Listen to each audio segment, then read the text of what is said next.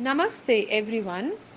Today the whole world follows one source of communication and that is English language. There are so many friends out there who really want to speak in English fluently, but they face some problems. One of the major hurdles is grammar. So which is the most important subject of English grammar? Well, that is of course tenses. Any sentence that we speak or write is based on tenses. Without knowing tenses, we cannot write or speak. So, first, let us understand what a sentence is. A sentence has a simple formula which is subject plus verb plus object. When a beginner learns to make a sentence, then he or she should simply follow the following steps. What are they? The first one is decide the subject. The subject will be either a noun or a pronoun. And that can be I, we, you, he, she, it, they, a proper noun or a common noun. Second, choose the verb, which is an action performed by the subject. For example, play, speak, think, write, etc. And third, we have to decide the object. So again, like the subject, the object will either be a noun or a pronoun. For example, him, her, me, you, them, cricket, city, etc. Now, based on the above steps, let us make a sentence. I live in India. Here, I is the subject, live is the verb, and India is the object. So, after a successful attempt to construct a sentence, the further challenge is to understand the verb rules. Verbs play a very important role in making a proper sentence structure. To understand the rule of verbs, we need to learn tenses. In the above sentence, I live in India, here the verb live is the first form of verb. Now let us understand that there are three forms and an ing verb of all verbs.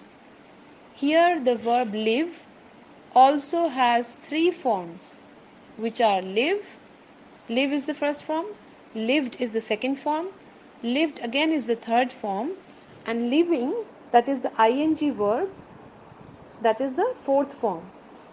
So every form of verb denotes a particular tense. For example, the first form of verb is used in two types of tenses, simple present tense and simple future tense. The second form of verb is used in simple past tense. And the third form of verb is used in present or past or future perfect tense. The ing verb or the fourth form is used in all types of continuous tenses. So I hope whatever we discussed now is clear to all. It's time to finally move on to learning tenses based on the fixed formulas. What are tenses? There are three types of tenses and each has four categories of tenses. The first type of tenses is present tense. It has four categories. Simple present tense, the first category, and the formula is subject plus first form of verb plus object. For example, I work in a software company. She works in a software company. These are two examples of simple present tense. Please note here that in this sentence, that is, she works in a software company, we have used the verb work as works. This is because in simple present tense, if the subject is third person singular, what is third person singular? He, she, it, proper noun or common noun. Then we have to add s or es at the end of the verb. This is the rule of simple present tense if the subject is third person singular.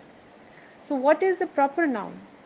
Proper noun means name of any person, place or thing. And what is a common noun? A person, any person, place or thing. For example, city, chair, table, car, school, government, all these are common noun. And name of anything is a proper noun. Now let us check more examples in simple present tense. I am a doctor. Here the verb is am. In this type of sentence where there is no action, we use the to be verbs or the helping verbs, that is, am, or are, as the main verbs. Similar example, he is a doctor. We need to learn here that we can use the verb am only with the subject I. For the third person singular subject, he or she or it, proper noun or common noun, we have to use the to be verb is. For the rest of the persons, we use the verb are. Well, there are more to discuss, but as of now, saying goodbye to everyone. Have wonderful learning. Thank you and namaste.